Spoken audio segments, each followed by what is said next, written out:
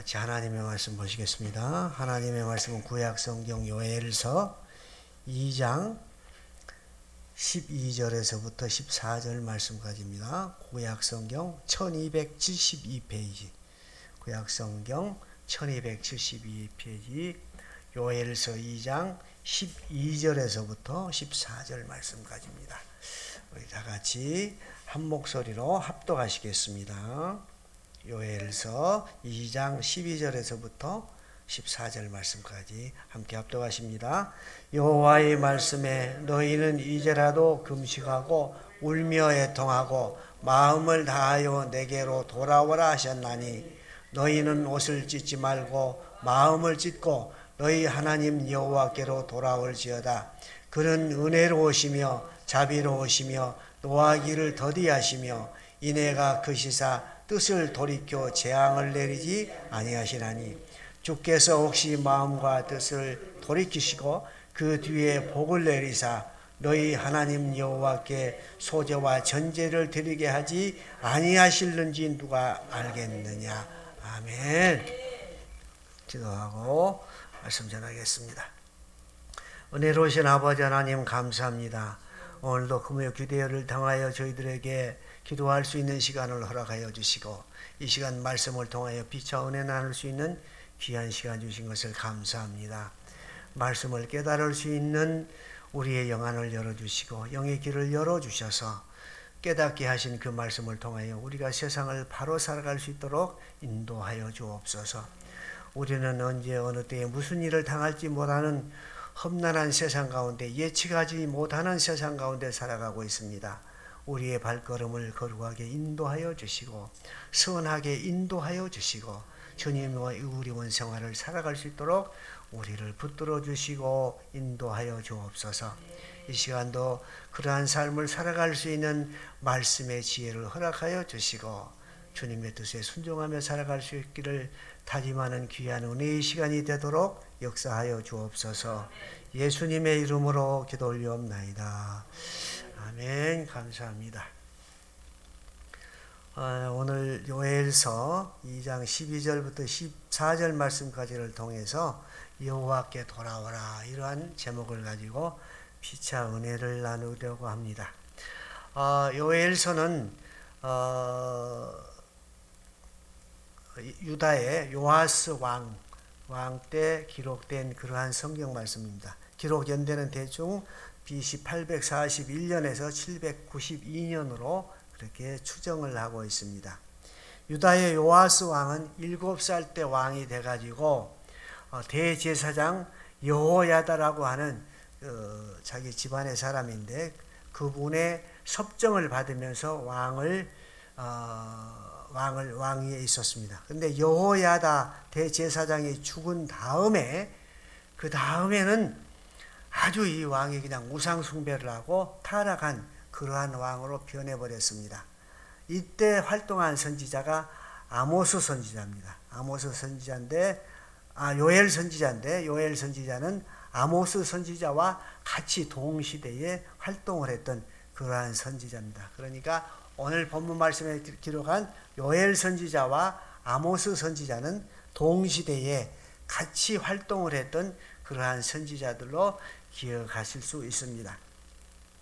요엘서는 가뭄과 메뚜기 때의 재앙을 통해서 하나님의 준엄한 심판을 경고하고 있는 그러한 말씀입니다. 또 요엘서에 나오는 여호와의 날, 이 날은 심판과 재앙의 날을 차원해서 심판과 재앙의 날을 예고하고 있기도 하고 또 구원의 날을 예고하고 있기도 합니다. 지난 시간에 수요일 날 말씀드린 것 같이 구약에 있어서 심판의 날은 재앙의 날이기도 하지만은 구원의 날이기도 하고 하는 양면성을 가진다고 했죠. 그러나 신약에 있어서 심판의 날은 전혀 개념이 다르다. 이렇게 말씀을 드렸던 것이 기억나실 겁니다. 그래서 구약의 그 재앙의 심판의 날은 여호와의 날은 심판의 날임과 동시에 또 구원의 날이다. 은혜의 날이다 하는 것입니다. 양면성을 가지고 있다 하는 그러한 말씀을 드렸습니다. 오늘도 마찬가지입니다. 하나님께서는 심판을 내리려고 하면서 회개를 촉구합니다. 회개를 촉구하면서 하나님께서 심판을 내기로 결정하셨으면서도 심판이 집행되기 전까지 회개를 하게 되면 하나님께서 거두시는 그러한 하나님의 자비를 보여주시는 그러한 말씀이기도 합니다. 오늘 본문 말씀을 통해서 본문 말씀이 우리에게 주는 교훈은 세 가지 정도로 요약을 해서 우리가 생각을 해보고자 합니다. 첫 번째로 하나님께서는 누구든지 회개하면 용서를 하시고 구원 얻을 수 있다 하는 그러한 내용의 말씀입니다. 12절 말씀에 보면 여호와의 말씀에 너희는 이제라도 금식하고 울며 애통하고 마음을 다하여 내게로 돌아오라 하셨나니 이렇게 말씀을 하십니다. 너희는 돌아오라 이렇게 말씀하시는데 오늘 본문 말씀 앞에서 1절부터 12장 요엘서 2장 1절부터 11절 말씀까지에는 여호와의 날의 임박성과 그날이 얼마나 두려운 날이 될 것인지를 예언을 하고 있는 그러한 내용의 말씀이 기록되어 있고 또 뒤에 나오는 15절부터 17절 말씀까지에는 회개를 촉구하는 그러한 내용의 말씀이 기록되어 있습니다. 그러니까 1절부터 11절 말씀까지에는 여호와의 내란 회개에 대한 그 여러 심판의 날에 대한 두려운 상황이 기록되어 있고 15절부터 17절까지에는 회개를 촉구하는 그러한 내용의 말씀이 기록되어 있습니다. 오늘 본문 12절 말씀에 보면 너희 하나님 여호와께 돌아오라 이렇게 촉구하고 있죠. 너희 하나님 여호와께 돌아오라 하는 것은 회개를 촉구하는 그러한 말씀입니다. 앞에서 말씀드린 것 같이 요아스 왕이 우상 숭배를 하고 이러한 여러 가지 죄악된 모습을 죄악을 범하고 그러니까 하나님께서 백성들의 회개를 촉구하는 그러한 말씀을 하십니다. 너희 하나님 여호와께 돌아오라 이렇게 말씀하시면서 옷을 찢지 말고 너희 마음을 찢어라. 다시 말씀드려서 회개를 촉구하는 그러한 내용의 말씀을 합니다. 이스라엘 백성들은 극한 슬픔을 당하거나 정말로 너무나 슬픈 억울함을 당하고 그럴 때는 옷을 찢는 그러한 관례가 있었죠. 그렇게 됐을 때 하나님께서는 외부적으로 그렇게 옷을 찢지 말고 너 마음을 찢어라. 다시 말씀드려 회개를 해라. 그러한 촉구를 하는 그러한 내용의 말씀입니다. 그렇기 때문에 하나님께서는 끝까지 기다려 주시고 하나님께서는 이 백성들을 징계하시기로 결정을 하셨다가도 징계가 집행되기 직전까지 회개를 하고 돌아오면 하나님께서는 용서를 하시고 돌이키시는 그러한 그 자비의 하나님, 은혜의 하나님이십니다. 이러한 하나님의 속성을 네 가지 정도로 정리해서 보면 첫 번째로는 하나님은 은혜로우신 분이다 하는 것입니다. 하나님의 은혜는 은혜를 받을 만한 자격이 있는 사람에게 주시는 것이 아닙니다. 은혜를 받을 수 없는 아무런 자격이 없는 자에게 베푸시는 하나님의 그 사랑이 곧 은혜다. 이렇게 얘기를 할 수 있는 것입니다. 또 은혜라고 하는 말은 지체가 높은 사람이 낮은 사람에게 베푸시는 호의, 몸을 구분해서 베푸시는 호의, 이것을 은혜라고 합니다. 그러니까 감히 우리가 하나님의 사랑과 은혜를 받을 수 없는 그러한 우리 죄인들에게 하나님께서 사랑을 베푸시는 것, 긍휼을 베푸시는 것, 곧 이것이 은혜라고 얘기를 할 수 있는 것입니다. 그렇기 때문에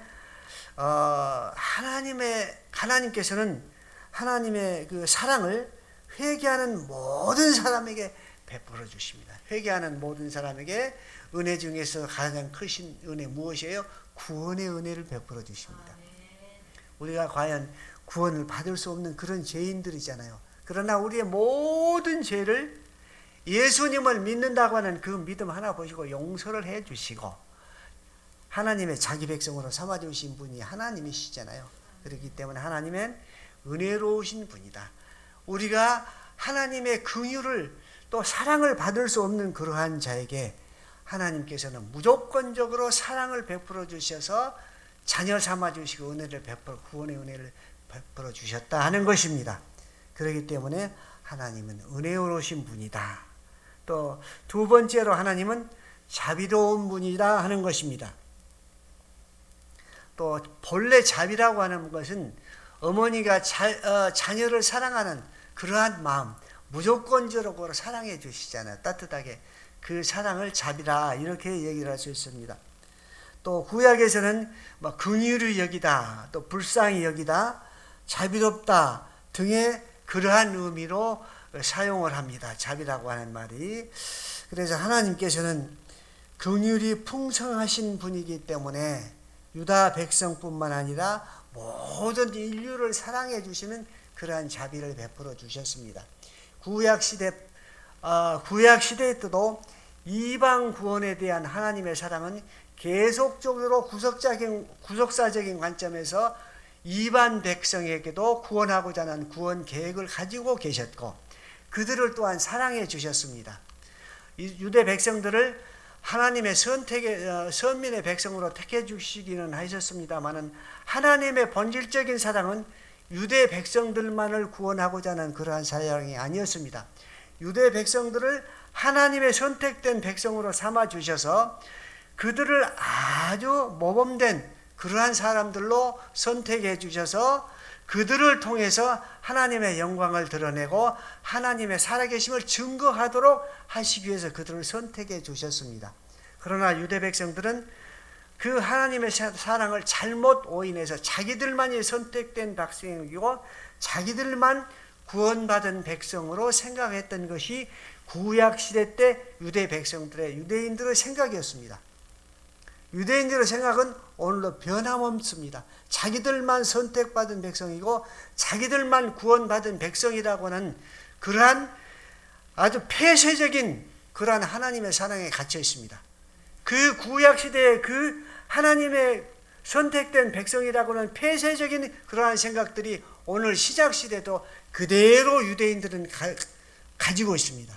그래서 오늘날에도 유대인들 회당에서 가르치기를 자기들에게 은혜를 베풀어 주고 자기들에게 선한 사람들만이 자기들의 이웃이다. 이렇게 가르치고 있고 또 자기들의 이웃이 아닌 모든 사람들은 원수고 적대적인 감정을 가지고 있습니다.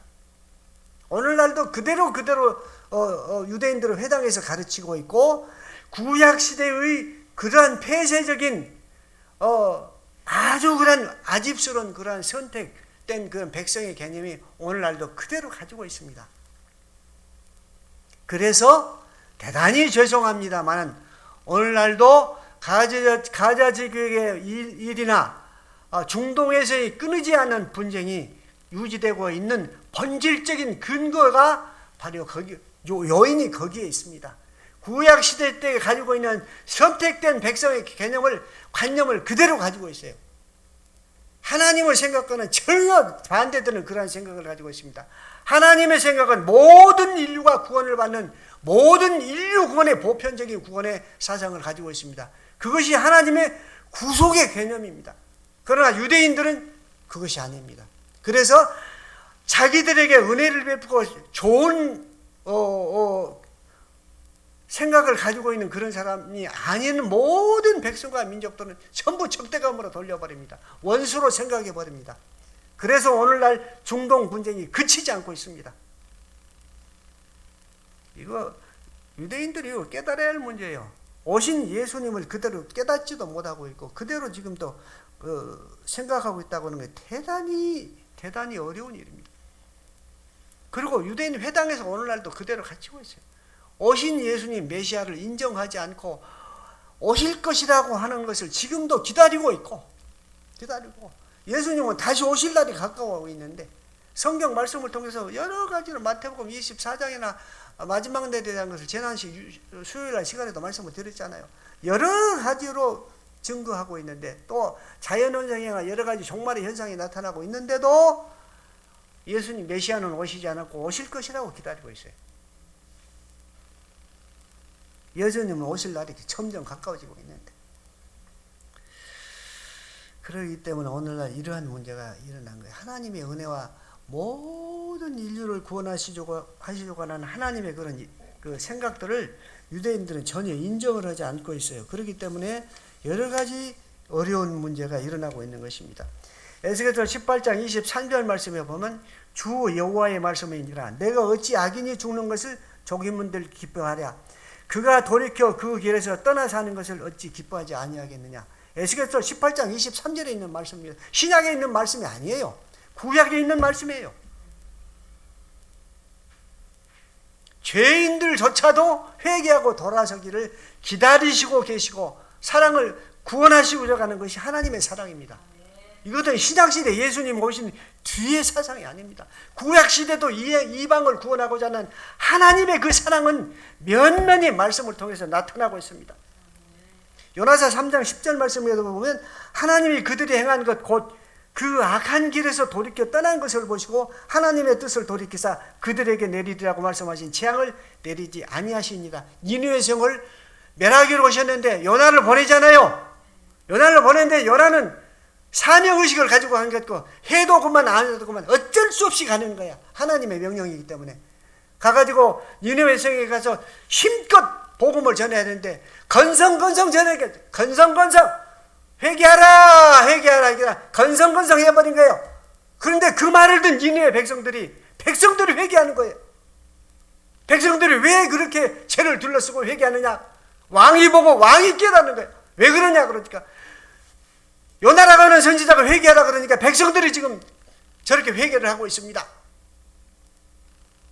왕이 직선 명령을 내리자 온 백성이 짐승까지도 다 금식을 하고 회개하라 그러니까 하나님께서 뜻을 도시고 니느웨 성을 건져주시잖아요. 물론 이제 그때 회개하고 다시 또 타락을 하니까 70년 후에 니느웨 성이 망하고 말았어요. 이것이 곧 하나님의 사랑입니다.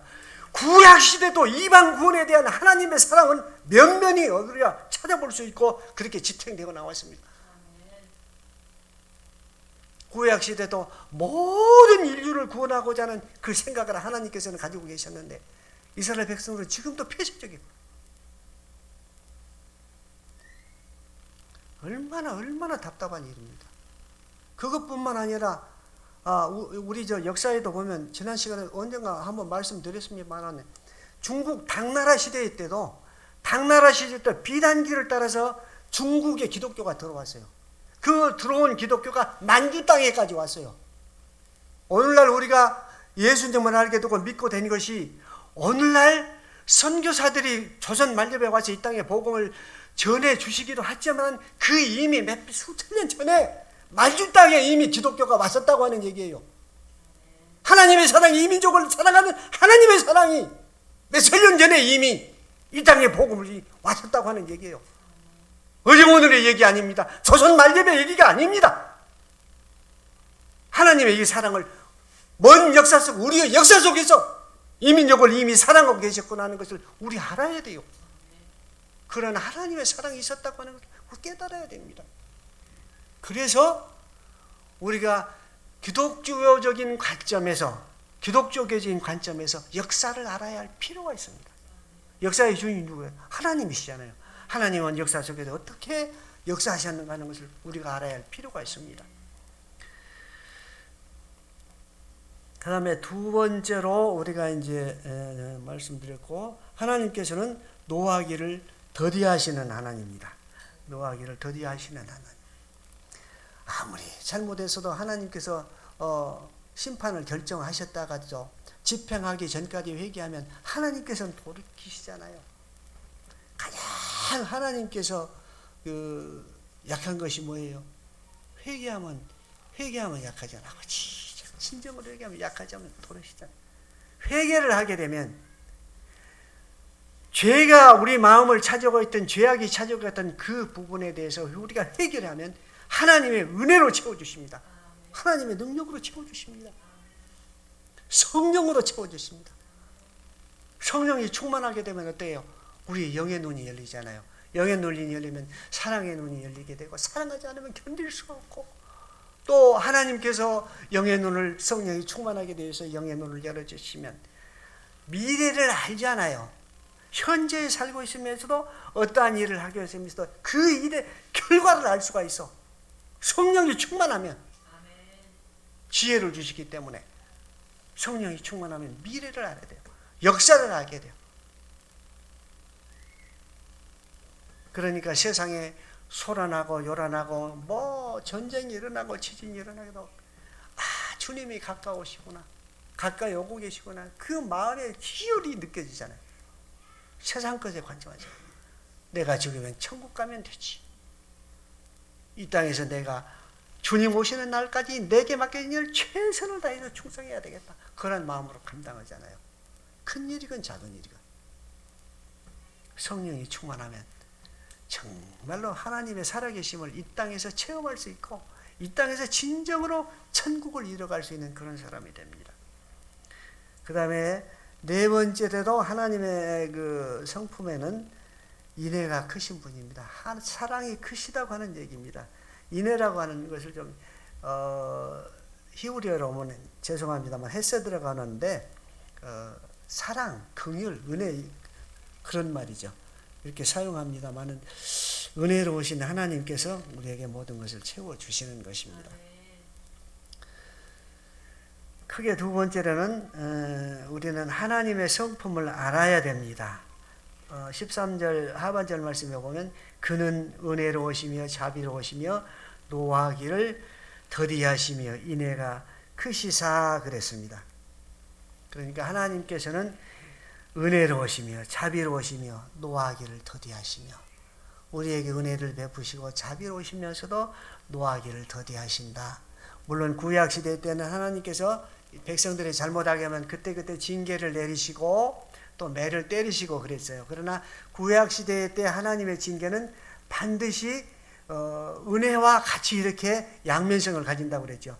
구약 백성들을 다시 돌이키고 은혜를 베푸시기 위해서 죄를 회개를 촉구하기 위해서 이제 징계를 내리시는 것인데, 하나님께서는 그러한 은혜를 베푸시고 자비를 베푸신다는 것입니다. 그러니까 세상을 살아가면서 완벽한 사람이 없잖아요. 항상 죄를 범할 수 있고 잘못할 수 있는데 그때그때 회개를 하면 그때그때 하나님께서 돌이키십니다. 예수님의 십자가 보혈의 은혜가 있잖아요. 그렇기 때문에 그때그때 돌이키십니다. 구약시대 때는 잘못하면 하나님의 징계가 그때그때 신속하게 이루어졌잖아요. 그러나 신약시대인 지금은 어때요? 유보를 하십니다. 유보를 하셔. 왜냐하면 예수님께서 우리 죄를 대신해서 십자가에 못 박혀 돌아가셨고 또 우리가 하나님 앞에 직접 나아갈 수 있는 특권을 주셨잖아요. 그렇기 때문에 우리가 직접 회개를 하도록 죄를 지어도 기다려 주십니다. 언제까지? 심판날까지 기다려 주십니다. 물론 심판이 우주적인 심판도 있고 개인적인 종말도 있습니다만은 기다려 주세요. 원죄는 우리가 다 사해 주셨지만은 그날 짓는 죄는 그날 회개를 하고 넘어가야 됩니다.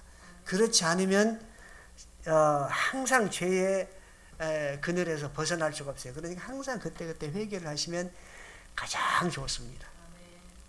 항상 회개를 하면 그 죄가 차지했던 그 부분을 하나님께서 은혜로 채워주시고 성령으로 채워주시고 말씀으로 채워주시고 기도로 채워주시고 그러잖아요. 그러니까 은혜로운 삶을 살아갈 수가 있는 것입니다. 그러니까 항상 우리는 성령을 사모하면서 그때 회개할 수 있는 그러한 사람이 되어야 됩니다. 그러면 하나님께서 우리에게 충만히 채워주십니다. 사도행전 3장 19절 말씀에 보면 그러므로 너희가 회개하고 돌이켜 너희 죄 없이 함을 받으라. 이같이 하면 새롭게 되는 날이 주 앞으로부터 이를 것이요 이럽니다. 죄가 파괴의 능력을 가지고 있습니다.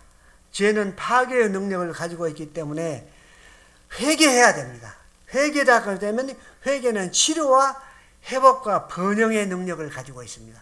죄는 파괴의 능력이 있지만 회개를 하게 되면 회개는 치료와 회복과 번영의 능력을 가지고 있습니다. 우리가 진정으로 주님 앞에서 올바르게 살아가려고 하면 정말로 능력 있는 삶을 살기를 원한다면 우리는 항상 회개해야 됩니다. 회개하면 주님께서 돌이키시고 그 죄가 차지했던 그 영역을 하나님의 은혜로 능력으로 채워주십니다. 성령으로 충만히 채워주십니다. 그렇게 되면 우리는 능력 있는 삶을 살 수가 있고 세상을 능히 승리하며 살아갈 수 있습니다. 그리고 세상이 세상의 앞을 내다볼 수 있습니다. 국가와 민족의 앞날을 내다볼 수 있는 그런 영의 눈을 열어주십니다. 그러면 국가와 민족을 위해서 기도하지 않을 수 없죠.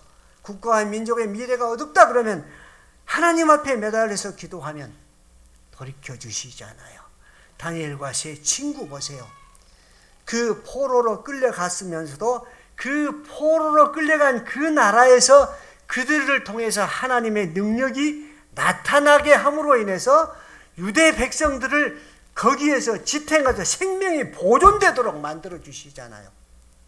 엄청난 하나님의 능력이 나타나시잖아요. 한 사람이 바로 주님 앞에 서고 하나님 앞에 올바른 그러한 삶을 사고 능력을 받는 사람이 있으면 그 국가와 민족 망하지 않습니다. 그렇습니다. 옛날에도 그런 말이 있었잖아요.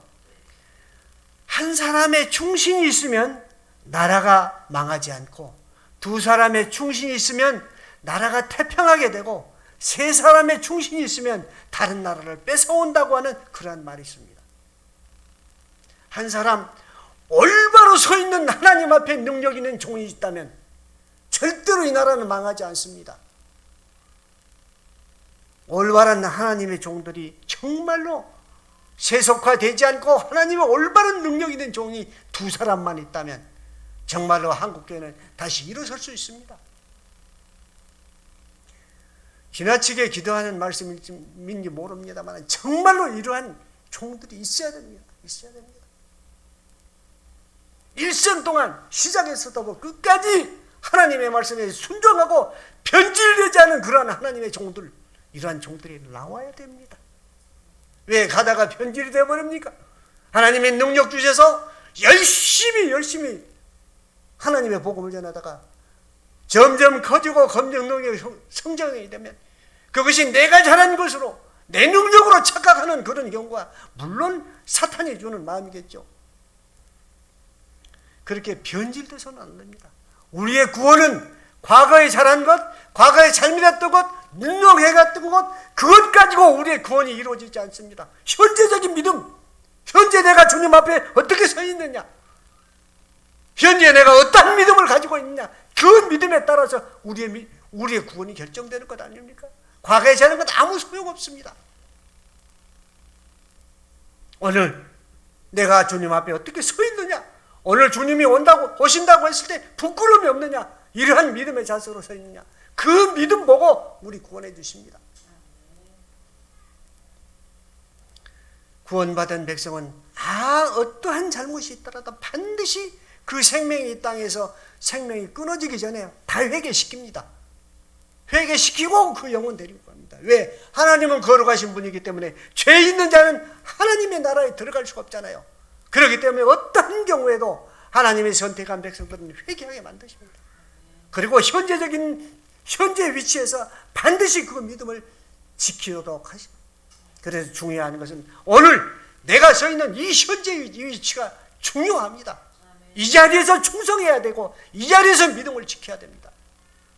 앞으로 내가 어떻게 잘 믿고 잘하겠다고 하는 그거 하나님께서는 믿지 않습니다. 오늘 네가 너 서 있는 자리에서 충성하느냐, 잘 믿고 있느냐, 잘 섬기고 있느냐, 이거 보십니다. 그러니까 항상 우리는 주님 앞에 충성해야 됩니다. 그리고 세 번째로는 하나님은 바른 예배를 원하십니다. 14절 말씀에 주께서 혹시 마음과 뜻을 돌이키시고 그 뒤에 복을 내리사 너희 하나님 여호와께 소제와 전제를 드리게 하지 아니하실는지 누가 알겠느냐. 반어법적으로 그렇게 표현이 되어 있습니다마는 여호와께서 소제와 전제를 드리게 하지 아니하신 누가 알겠느냐. 소제와 전제는 예배를 드린다고 하는 얘기예요. 예배를 다시 회복하게 해 주실지 어찌 알겠느냐. 너희가 진정으로 회개한다면 그 얘기예요. 정말로 예배는 중요한 것입니다. 예배는 적당히 드리는 것이 아니고, 지난번에도 한번 말씀드렸습니다만 교회는 곧 예수님이시고 예수님이 곧 교회라고 그러잖아요. 이것이 사도 바울의 기독론입니다. 예수님이 곧 교회고 교회가 곧 예수님이다. 교회의 머리는 그래서 예수님이라 그러잖아요. 우리는 예수님의 지체고, 교회에 나와서 몸 대신 예수님이 전에 나와서 하나님 앞에 예배 드리는 것입니다. 하나님 앞에 영광을 올려 드리는 것입니다. 교회에 나와서 우리가 하나님을 만나는 것입니다. 진정한 하나님을 만나는 것입니다. 교회에 나와서 예배 드리는 그 성도들을 기쁘게 여기시는 분이 하나님이십니다. 적당히 집에서 예배 드리고, 또 요즘에는 뭐 텔레비에서 홍수잖아요. 말씀의 홍수잖아요. 듣고, 또 유튜브로도 그냥 예배 드린다고 그러고, 들으면 불편한 얘기가 될지 모르겠습니다만 엄격한 의미에서 그렇게 드리는 예배는 예배가 아닙니다. 그렇게 익숙해져 버렸는데, 한국교회 성도들이 익숙해져 버렸는데 목사님들이 그렇게 설교하면 안 돼요. 예배 나와서, 교회 나와서 예배 드리라고 설교를 해야 돼. 유튜브로 예배 드려도 괜찮다? 성도들을 그렇게 병들게 만들어버려. 그 책임을 누가 질 거예요? 하나님 앞에 나와서 정결하게 마음을 드려야 돼요. 깨끗한 마음으로, 아버지 회개하는 마음으로, 뉘우치는 마음으로, 내가 세상 살면서 내 인간이가 잘못한 것 많이 있고 정말 죄를 많이 했습니다. 아버지 용서해 주세요. 나 같은 죄인이 구원을 받은 것만도 감사한데 그렇게 말씀대로 살지 못하고 주님 앞에 또 죄를 지었습니다. 용서해 주세요. 나에게 믿음을 주시고 능력을 주시고 힘을 주셔서 아버지 정말 아버지의 말씀 따라 순종하며 살아가게 해주십시오. 늘 회개하면 어때요? 성령의 충만함을 주십니다. 성령의 충만함을 주셔. 죄를 짓지 않고 주님의 말씀대로 살아갈 수 있도록 그렇게 우리를 이끌어 주십니다.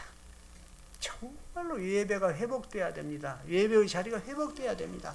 그렇지 않으면 한국교회에 소망이 없습니다. 한국교회에 소망이 없습니다. 적당히 예배를 편리 위주로 그렇게 해버리고 그래서는 안 됩니다. 정말로 예배를 정성껏 드려야 되고, 어쩌다가 뭐 세상을 살다 보면 예배를 빠질 경우도 있겠죠. 그런데 그 예배를 정말로 한번 빠지는 걸 정말로 주님 앞에 회개하는 마음으로 예배에 참석해야 되겠다. 기쁜 마음으로 나가면 하나님께서 귀하게 보십니다. 그래 사랑하는 내 아들아, 사랑하는 내 딸아, 네가 원하는 것이 무엇이냐? 내가 너를 축복해줘야 네가 원하는 것입니다. 반대로 우리가 하나님 앞에 구하는 것이 아니고 반대로 하나님께서 우리에게 네가 원하는 것이냐 물어 오십니다. 이런 성도가 돼야 되지 않겠습니까? 정말로 예배를 회복해야 됩니다. 예배를 회복하게 되면 하나님께서 우리가 구하지 않은 것까지도 다 채워주십니다. 구하지 않아도 미리 아시잖아요.